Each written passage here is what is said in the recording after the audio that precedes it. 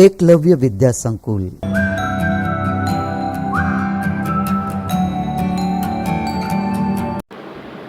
નમસ્તે વિદ્યાર્થી મિત્રો.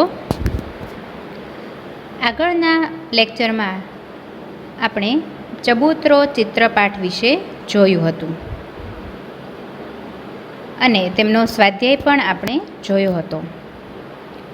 તો આશા રાખું છું કે તમે સૌએ એનો સ્વાધ્યાય ઘરે લખવાનો પ્રયત્ન કર્યો હશે.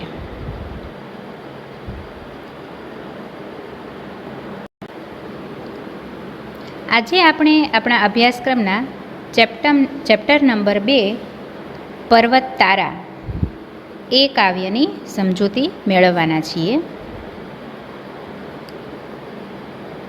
આ સુંદર પ્રાર્થના કાવ્ય છે અને તેમના કવિ છે સુરેશ દલાલ.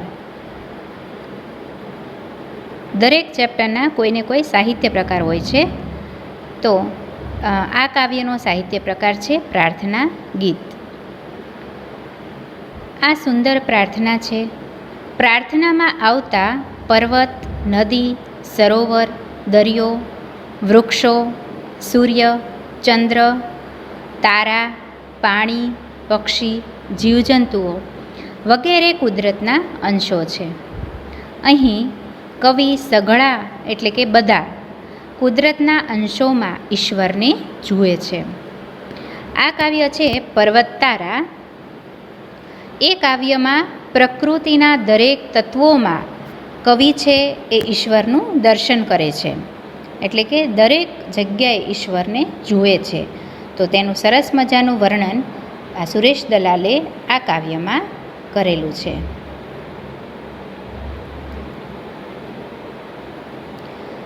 કાવ્ય શરૂ કરતાં પહેલાં આપણે એકવાર કાવ્ય પાઠ વાંચીએ. પર્વત તારા પહોળા ખંભા, સર્વર તારી આંખ, હે ઈશ્વર હું તને જોઉં છું ક્યાંક ક્યાંક ને ક્યાંક. દરિયો તારો દિલ વિશાળું, વૃક્ષો તારી વાત, મેઘધનુષ્યના રંગોમાં તું રમી રહ્યો રળિયાત. તું તરણાનો તારણહારો, ઝરણાનો તું નાદ, ફૂલ ફૂલની રંગ સુગંધે તારી છે સોગાદ. સિંહ વાઘને કોયલ બુલબુલ, પતંગિયાને તમરા, સૂર્ય ચંદ્રને તારા આભે અહીં આગિયા ભમરા.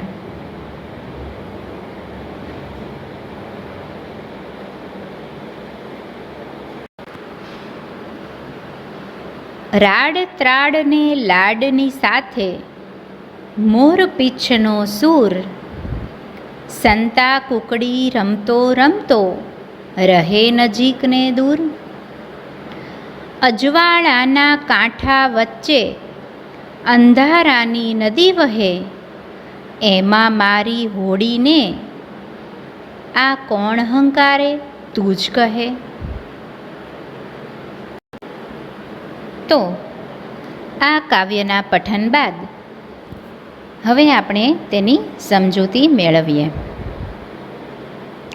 પર્વત તારા પહોળા ખંભા. પર્વત એટલે ડુંગર. પર્વત છે એ તારા પહોળા ખંભા છે. ખંભા એટલે ખભો, શોલ્ડર.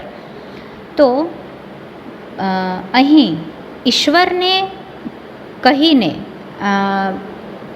ઈશ્વરને પ્રાર્થના કરે છે કે પર્વત છે એ તારા પહોળા ખંભા છે. પર્વત છે, મોટા મોટા પર્વતો એ જાણે તારા ખંભા છે. સર્વર તારી આંખ. સર્વર એટલે સરોવર, તળાવ. તો સરોવર છે એ જાણે કે હે ઈશ્વર તારી આંખ છે. હે ઈશ્વર હું તને જોઉં છું ક્યાંક ક્યાંક ને ક્યાંક. એટલે અહીં કહેવામાં આવ્યું છે કે હે ઈશ્વર, પર્વતરૂપી તારા પહોળા ખંભા છે અને સરોવરરૂપી તારી આંખ છે, અને હું આ સમગ્ર સૃષ્ટિમાં જે જગ્યાએ નજર દોડાવું છું ત્યાં બધી જ જગ્યાએ હું તને જોઈ શકું છું. એટલે કે હું બધી જ જગ્યાએ તને જોઉં છું કે જ્યાં હું મારી નજર દોડાવું છું. બીજી પંક્તિમાં સમજાવવામાં આવ્યું છે કે દરિયો તારું દિલ વિશાળું, વૃક્ષો તારી વાત, મેઘધનુષ્યના રંગોમાં તું રમી રહ્યો રળિયાત.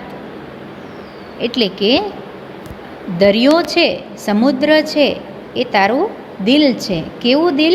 વિશાળું. વિશાળું એટલે વિશાળ, ઘણું મોટું. તો ઈશ્વરનું દિલ ઘણું મોટું હોય છે. તે આપણે કોઈ પણ ભૂલ કરી હોય તો તે માફ કરી દે છે આપણને. એ ખૂબ ઉદાર દિલનો હોય છે. તો દરિયો તારું દિલ વિશાળું અને વૃક્ષો તારી વાત. દરેક વૃક્ષો, પ્રકૃતિમાં જેટલા પણ વૃક્ષો છે એ બધા જ વૃક્ષો જાણે તારી વાત કરી રહ્યા હોય એવું લાગે છે. અને મેઘધનુષ્યના રંગોમાં તું રમી રહ્યો રળિયાત.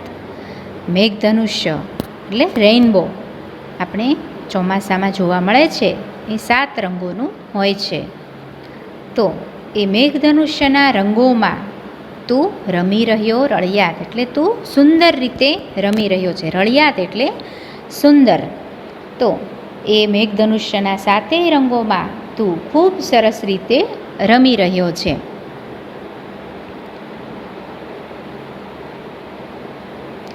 તું તરણાનો તારણહારો, ઝરણાનો તું નાદ, ફૂલ ફૂલની રંગ સુગંધે તારી છે સોગાદ. અહીં ઈશ્વરને આપણા બધાનું કલ્યાણ કરનારો એટલે કે તું તરણાનો તારણહારો. તરણું એટલે નાનકડું તણખલું, નાનકડું ઘાસનું તણખલું હોય એને તરણું કહેવાય છે. તો તારણહારો એટલે એમાંથી આપણને પાર ઉતારનારો, ઉગારનારો. એટલે આપણે માત્ર તરણા જેવા તુચ્છ મનુષ્યો છીએ તો તેને આ જીવનરૂપી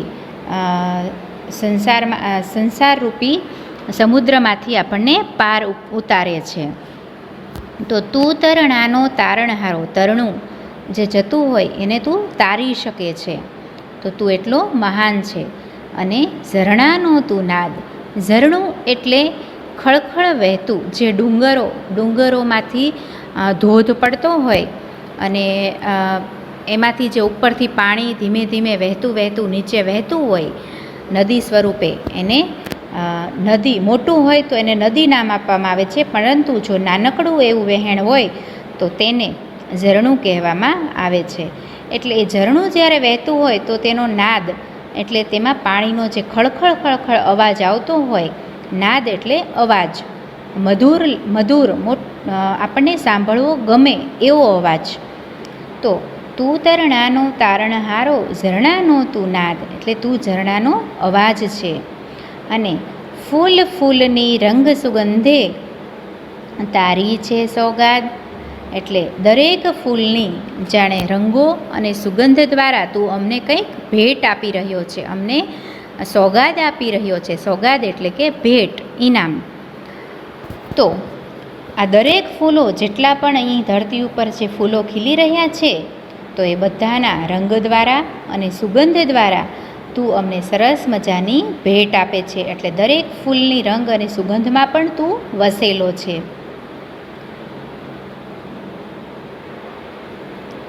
સિંહ વાઘને કોયલ બુલબુલ, પતંગિયાને તમરા, સૂર્ય ચંદ્રને તારા આભે અહીં આગિયા ભમરા.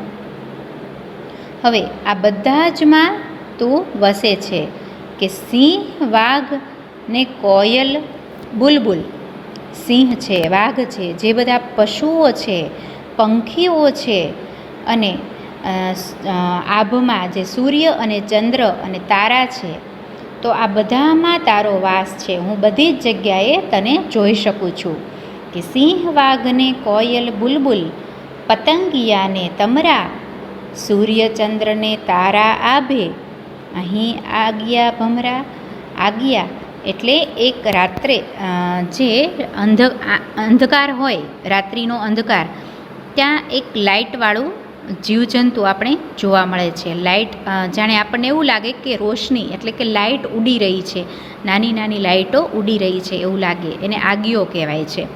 કે આગિયા છે રાત્રિના અંધકારમાં એકદમ લાઇટ કરતું કરતું ઉડતું હોય છે. તો એવું એક જીવજંતુ, તેનું નામ છે આગિયા. અને ભમરા, એ ભમરો તમે સૌએ જોયો હશે કે જે ફૂલ પર બેસે છે. તો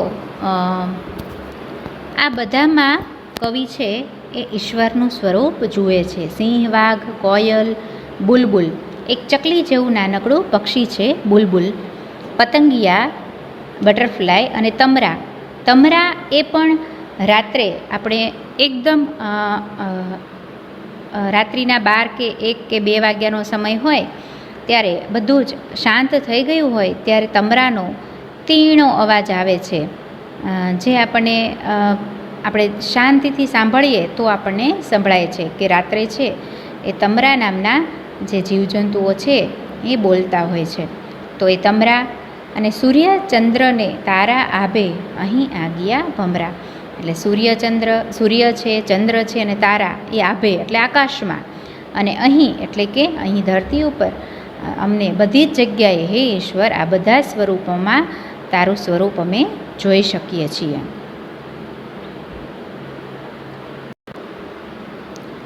પછીની પંક્તિ છે, રાડ ત્રાડને લાડની સાથે મોર પીછનો સૂર, સંતા કુકડી રમતો રમતો રહે નજીકને દૂર. રાડ, ત્રાડ અને લાડ, અહીં જુઓ આપણને પ્રાસાનુપ્રાસ અલંકાર જે અહીં રાડ, ત્રાડ અને લાડ જે અંતે જેના અંતમાં જે મળતા હોય ડ, તો એ છેલ્લા પ્રાસ મળતા હોય એને આપણે આ અલંકારનો પણ ઉપયોગ અહીં સુરેશ દલાલે સરસ રીતે કરેલો છે. અહીં સૂર, દૂર, વહે, કહે, આંખ, ક્યાંક, વાત, રળિયાત, આ બધા આપણે અલંકાર જોઈ શકીએ છીએ.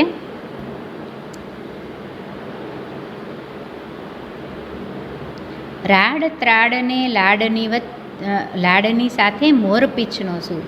એટલે રાડ એટલે ચીસ પાડીએ ને એ, તો કોઈની રાડ પાડે છે તો એમાં, અને ત્રાડ એટલે કે ગર્જના, જે સિંહ જંગલમાં ત્રાડ પાડે છે એટલે કે સિંહ જંગલમાં જે ગર્જના કરે છે એ, અને લાડની સાથે, લાડ એટલે લાડકોડ સાથે કોઈ વહાલથી કોઈ બોલે છે તો એમાં, અને જે મોરપીંછનો સૂર છે તો આ બધી જ જગ્યાએ મોરપીંછ એટલે મોરનું પીછું, તો એનો જે સૂર, એનો જે અવાજ, તો આ બધામાં ઈશ્વર ક્યાંક ને ક્યાંક અહીં કવિ જોઈ શકે છે. સંતા કુકડી રમતો રમતો રહે નજીકને દૂર. એટલે કે ક્યારેક નજીકથી ગર્જના, ક્યારેક દૂરથી ગર્જના સાંભળવામાં આવે છે, ક્યારેક નજીકનો અવાજ સાંભળવામાં આવે છે. તો ક્યારેક અમને એવું લાગે છે કે તું અમારી સાથે સંતા કુકડી રમતો રમતો ક્યારેક અમારી નજીક આવે છે અને ક્યારેક અમારાથી દૂર થાય છે. તો ઈશ્વર છે એ ક્યારેક આપણને નજીક હોવાનો અહેસાસ થાય છે ને ક્યારેક આપણાથી દૂર હોવાનો અહેસાસ થાય છે. અજવાળાના કાંઠા વચ્ચે અંધારાની નદી વહે, એમાં મારી હોડીને આ કોણ હંકારે તું જ કહે. એટલે કે અજવાળાના કાંઠા વચ્ચે એટલે જીવનમાં ખૂબ સુખરૂપી અજવાળું છે, આપણા જીવનમાં હંમેશા સુખ જ રહે એવું અહીં કવિ ઈચ્છે છે કે આપણા જીવનમાં જે અજવાળાના કાંઠા વચ્ચે, એટલે આપણે અજવાળાના કાંઠા, અંધારાની નદી એવું કંઈ હોય નહીં ખરેખર, પણ અહીં કવિ સુંદર રીતે કવિતામાં આલેખન કરે છે, અલગ અલગ પ્રતીકો આપીને, અલગ અલગ સિમ્બોલ આપીને, કે અજવાળાના કાંઠા એટલે આપણા જીવનમાં જે સુખ રહેલું છે એ બંને કાંઠે સુખ વહી રહ્યું છે. એની વચ્ચે ક્યારેક અંધારાની નદી વહે, એટલે કે આપણા જીવનમાં ક્યારેક દુઃખ પણ આવે છે. અંધારા રૂપી આપણા જીવનમાં ક્યારેક દુઃખ પણ આવે છે. તો એમાં મારી હોડીને આ કોણ હંકારે તું જ કહે. એટલે કે મારા જીવનમાં જે સુખ અને દુઃખનું વહેણ આવે છે, તો એમાં અમારા જીવનરૂપી હોડી, અમારું જીવન છે એ ચાલે છે, એમાં ક્યારેક સુખ અને ક્યારેક દુઃખ આવે છે. તો એવા મારા જીવનને એટલે કે જીવનરૂપી હોડીને આ સંસાર સાગરમાં કોણ ચલાવે છે? હંકારે એટલે ચલાવે. તો કોણ ચલાવી રહ્યું છે એ તું જ કહે. એટલે આખી વાત દ્વારા આપણને કવિ કહેવા માગે છે કે પ્રકૃતિના દરેક તત્વોમાં, એ પર્વત હોય, નદી હોય, દરિયો હોય, સૂર્ય, ચંદ્ર, તારા હોય, કે પક્ષીઓ હોય, કે જીવજંતુઓ હોય, કે કોઈ પણનો અવાજ હોય, તો એ બધી જ જગ્યાએ ઈશ્વર આપણને જોવા મળે છે. ઈશ્વર છે એ સર્વત્ર છે, એટલે બધી જગ્યાએ વ્યાપેલા છે. સર્વત્ર એટલે બધી જ જગ્યાએ, સઘળે. તો અહીં ઈશ્વર બધી જ જગ્યાએ આપણને જોવા મળે છે. અહીં આ કાવ્ય પૂર્ણ થાય છે. આ કાવ્યની શબ્દ સમજૂતી જોઈએ. ખંભા એટલે કે ખભા, શોલ્ડર આપણા હોય છે ને, એને ખંભા કહેવાય છે. સરોવર એટલે સરોવર, તળાવ, કુદરતી રીતે બનેલું સરોવર અને તળાવ પણ કહી શકાય છે. વિશાળું એટલે કે વિશાળ, ઘણું મોટું. રળિયાત એટલે અહીં એનો અર્થ થાય છે સુંદર. તરણું એટલે કે તણખલું, ઘાસનું નાનકડું એવું જે તણખલું હોય એ. નાદ એટલે કે સામાન્ય રીતે મધુર લાગતો મોટો અવાજ. આપણે કંઈક શંખ વાગતો હોય અને સરસ મજાનો અવાજ આવતો હોય એટલે આપણને ગમે, અને એ અવાજ ખૂબ મોટો હોય તો એને નાદ કહેવામાં આવે છે. સોગાદ એટલે ભેટ. આગિયા એટલે રાત્રિના અંધકારમાં ટમટમતું જીવડું. ત્રાળ એટલે ગર્જના. હવે આપણે ભાષા સજ્જતા જોઈએ. ઉચ્ચારણ વિષયક સજ્જતા. આપણે ઘણીવાર શરણાઈ હોય તો એમાં શ વાપરવાનો હોય, પણ ઘણા વિદ્યાર્થીઓ અને ઘણાને, આપણે બધાને એ મિસ્ટેક થતી હોય છે કે શની બદલે આપણે શરણાઈ એવું બોલીએ છીએ, જે એનું ઉચ્ચારણ ખરેખર ખોટું છે. તો અહીં આપણે ઘણીવાર સને બદલે શ અને શને બદલે સનો ઉચ્ચાર કરતા હોઈએ છીએ. તો સને બદલે શના ઉચ્ચારથી શબ્દનો અર્થ બદલાઈ જાય છે, તે સમજીએ. હવે ઘણીવાર એવા અમુક શબ્દો છે જેમાં સની બદલે શ અને શની બદલે સ વાપરીએ તો એનો અર્થ જ આખો બદલાઈ જાય છે. તો એવા શબ્દો આપણે જોઈએ. અહીં છે સર એટલે કે સરનો અર્થ થાય છે સરોવર, અને બીજો શબ્દ છે શર એટલે કે બાણ, તીર. બીજો શબ્દ છે સાર. સાર એટલે કસ. આપણે સારાંશ, કંઈક આપણે ભણ્યા હોઈએ તેનો ટૂંકમાં સાર, એટલે એને કહેવાય સાર, સારાંશ અને કસ.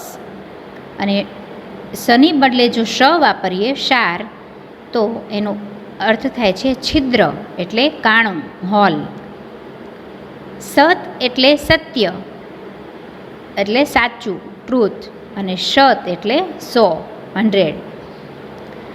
સૂર એટલે અવાજ, અને શૂર એટલે શૌર્ય, વીરતા.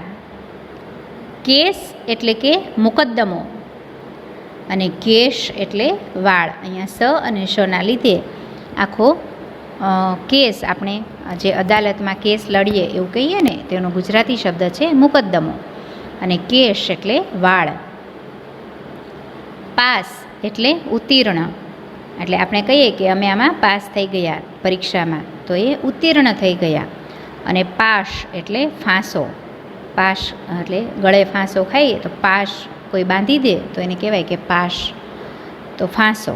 બરાબર. તો સ અને શના ઉચ્ચારણમાં આપણે ખૂબ ધ્યાન રાખવું જોઈએ, નહીંતર અર્થનો અનર્થ થઈ શકે છે.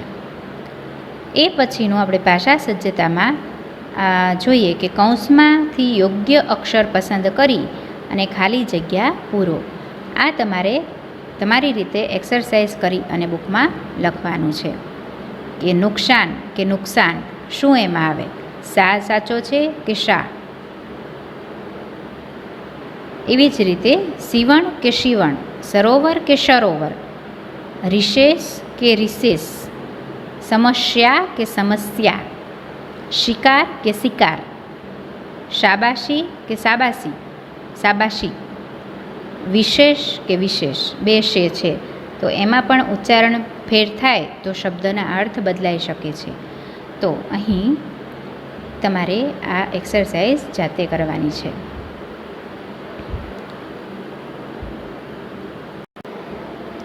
હવે આપણે આ કવિતાનો સ્વાધ્યાય જોઈએ કે નીચેના પ્રશ્નના ઉત્તર એક એક વાક્યમાં લખો, જે તમારે બુકમાં લખવાના રહેશે.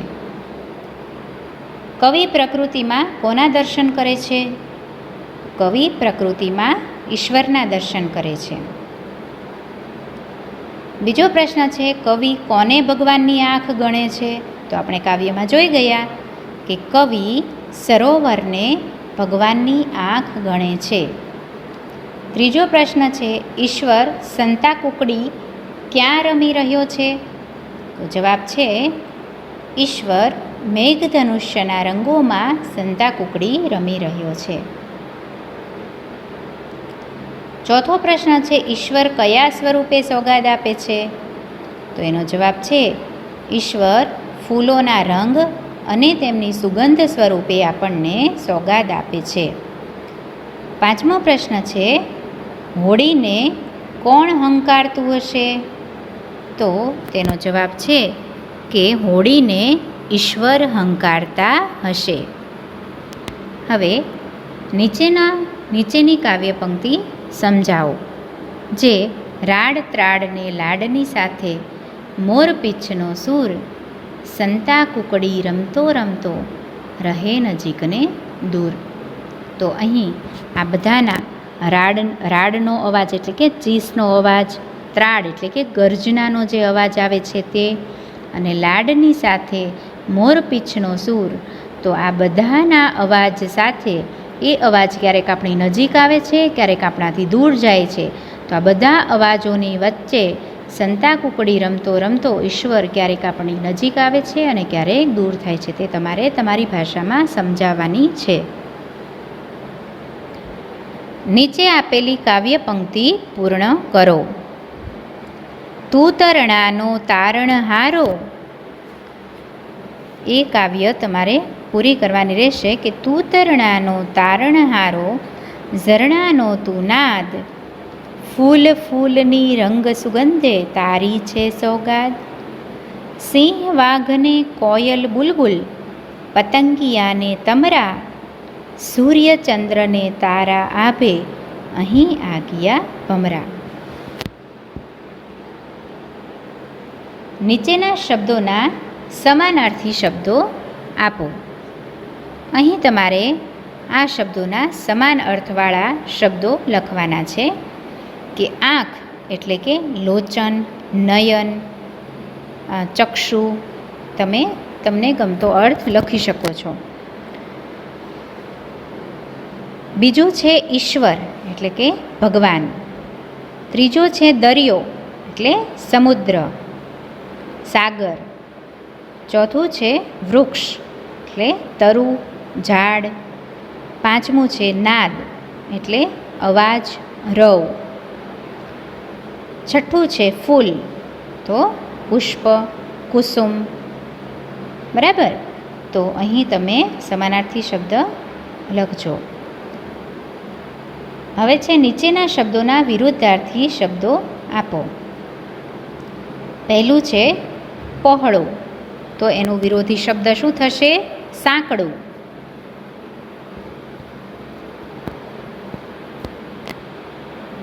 પછી છે વિશાળ એટલે કે મોટું, તો આપણે એનું શું લખશું? કે સૂક્ષ્મ એટલે નાનું. નજીક તો એનો વિરોધાર્થી શબ્દ થશે દૂર. અંધારું તો એનો વિરોધી શબ્દ અજવાળું.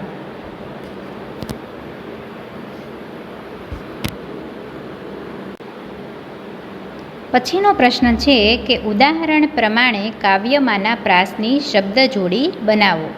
એમાં અહીં ઉદાહરણ આપેલું છે કે વાત તો રળિયાત, જે અંતે જે પ્રાસ મળતા હોય, મેં તમને હમણાં કહ્યું કે આંખ ક્યાંક, વાત રળિયાત, નાદ સોગાદ, તમરા ભમરા, સૂર દૂર, વહે કહે. તો આવી અંત્યાનુપ્રાસ એટલે અંતે જે પ્રાસ મળતા હોય, તો અહીં આપણે આ અંત્યાનુપ્રાસ નામનો અલંકાર છે, જેનો અહીંયા કાવ્યમાં સુંદર પ્રયોગ સુરેશ દલાલે કરેલો છે. તો એ આ પ્રાસની જોડી તમારે અહીં લખવાની છે. પછીનો પ્રશ્ન છે સ અને શથી બનતા 4 શબ્દો લખી એનો અર્થભેદ દર્શાવો. જે આપણે હમણાં જોયું ને કે સ અને શ એ ઉચ્ચારણ ભેદે તેનો અર્થ કેવી રીતે બદલાય છે, તો તમારે તમારી રીતે એવા 4 શબ્દો શોધી અને લખવાના છે. અહીંયા ઉદાહરણ આપેલું છે સાપ એટલે સર્પ અને શાપ એટલે બદદુવા. તો એવા શબ્દો શોધીને લખવાના છે. તો અહીં આપણે આપણું આ ચેપ્ટર પૂરું કરીએ છીએ.